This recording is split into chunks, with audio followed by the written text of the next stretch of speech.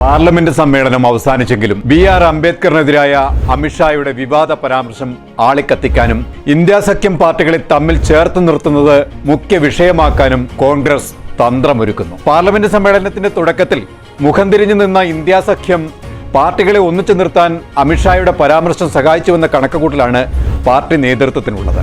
അതുകൂടി പരിഗണിച്ച് പാർട്ടിയുടെ തുടർ പരിപാടികൾക്ക് അടുത്തയാഴ്ച കർണാടകയിലെ ബെളഗാവിയിൽ ചേരുന്ന പ്രവർത്തക സമിതി രൂപം നൽകും.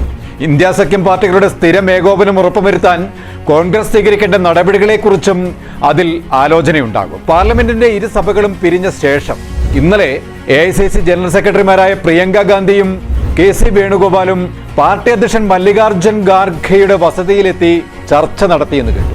പ്രവർത്തക സമിതി യോഗത്തിന്റെ തയ്യാറെടുപ്പുകളുമായി ബന്ധപ്പെട്ട ആലോചനയാണ് നടന്നതെന്നാണ് പുറത്തു വന്നിരിക്കുന്ന വിവരങ്ങൾ.